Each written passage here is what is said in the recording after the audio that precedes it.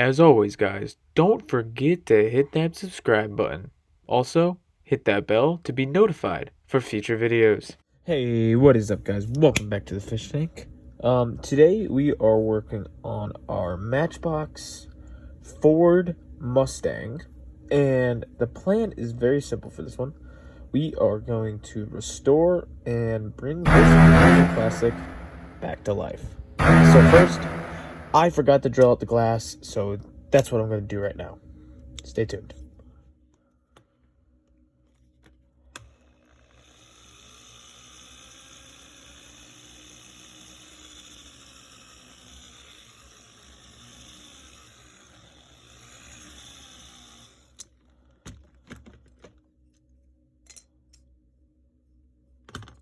I almost forgot to put my screw back in, so I'm going to do that. I would recommend putting your screws back in, just so if you did tap it out, none of the gunk of the paint stripper gets in there. So that's a tip from me. Don't ever forget to put these back in. Alright, after we got that glass out and we put our screw back in, we are finally just gonna grab our chum bucket and just plop her in. You guys know the drill. All you gotta do is make sure your lid is tight, shake her around, and just let her sit for a day or two, or whenever you can come back down to the workbench. See, right there, it wasn't fully closed, so always make sure it's fully closed.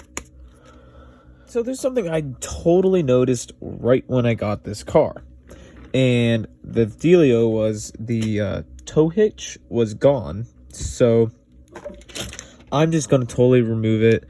And what I'm going to do is grab my X-Acto knife.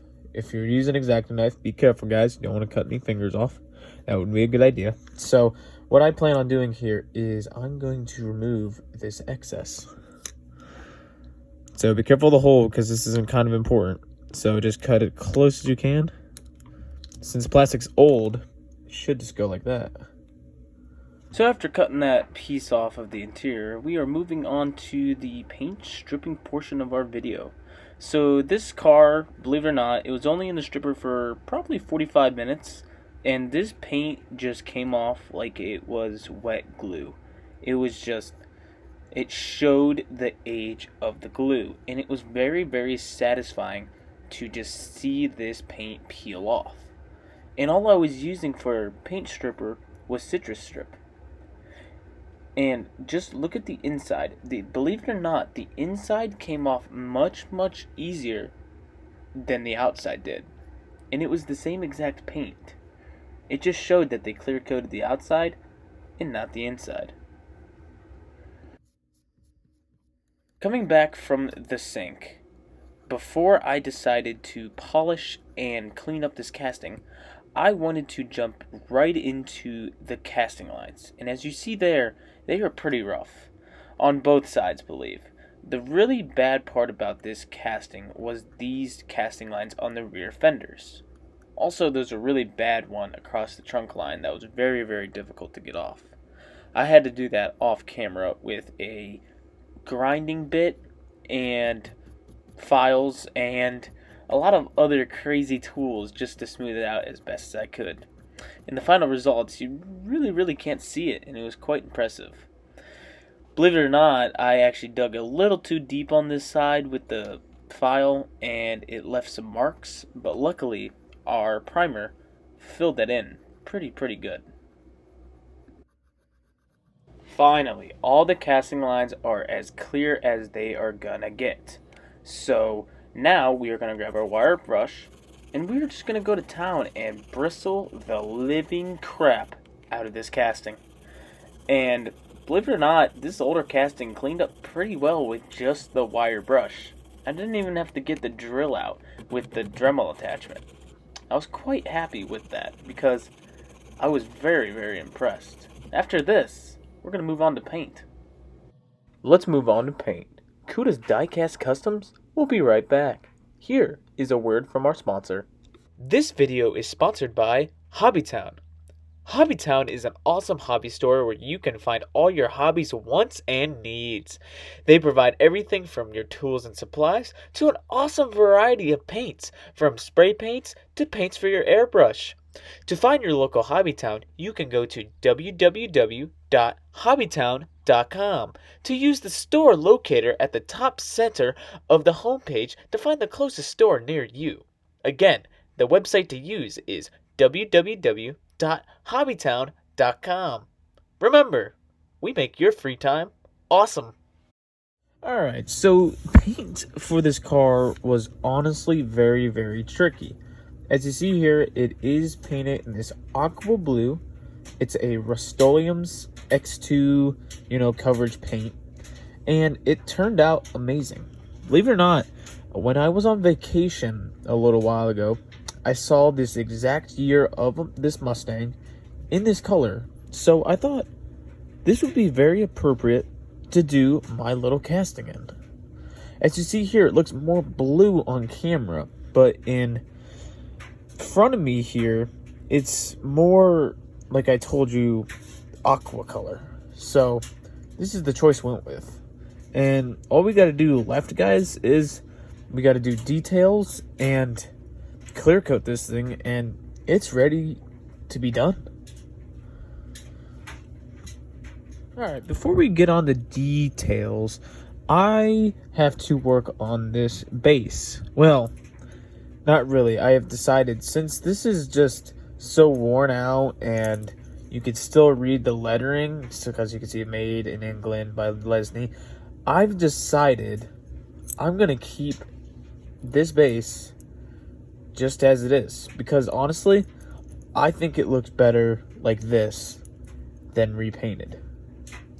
All that needs to be repainted is the casting, and this would look just as cool as it would be painted. So that's what I'm going to go with.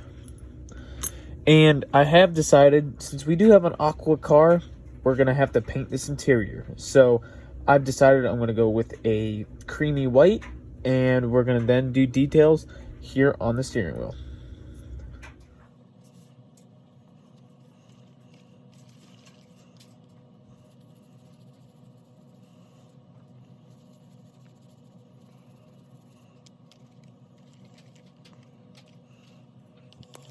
The decision I made for details on this car was very, very simple. So what I did first was, as you see here, is I'm outlining all of the chrome trim, the chrome bumpers, and the lights just for a base. I later then go in with some colored details like white and yellow testers, and on the back rear tail lights here, I do go over them with red Sharpie. But that is done off camera because I cannot focus enough on the details with the camera in front of me. So it makes things kind of hard. Alright guys, welcome back to everyone's favorite part of the video, the final assembly stage. So what we have here is our Matchbox Mustang all torn apart and ready to be examined. So the first thing we're going to look at here is the body. What we did here was we did the chrome accent trim pieces on the front and back windshields. We did the front headlights, did the front bumper, and then we did the rear tail lights. And I did a couple accent pieces, as you see here. I didn't want to go all crazy because I kind of wanted to keep the originality to the car, but we also changed the color. So it's not completely original like the original, but we put this nice gloss Rust-Oleum's paint job on it. And I think it turned out pretty sick. Next we have our base. We didn't do much work to it. It stayed the same. Didn't even take it apart. And we didn't even paint it. We just kept it as what it is because I thought it looked cool just the way it looked. And it keeps originality to what it was. Next we have our glass. Nothing really up with our glass too much, other than this scuff mark back here.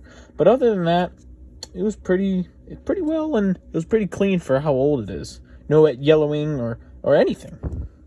Lastly, we have our interior piece. So as you see here, all we did was spray paint our old interior that was red, as you see here, and we painted it white just so it accented well with the car, and it should look pretty nice with our final results. Here is our final results for our Matchbox Ford Mustang Fastback Number 8, restoration. Honestly, I think it turned out pretty cool. The color really works for this car. I think this car's time was really right now because it thrives. I don't think it looked that good in white. I think it was meant to be in this aqua blue color. What do you guys think? Guys, I had a lot of fun with this build. I know I haven't done a lot of builds lately, but that will be changing in the next couple weeks because I got a lot of builds for you, and I got a channel update that will be coming out in the following weeks. So stay tuned to that. And guys, as always, thank you for stopping by the fish tank. I hope you had fun and I hope you enjoyed. Don't forget to check out the 4 Horsemen build on Saturday.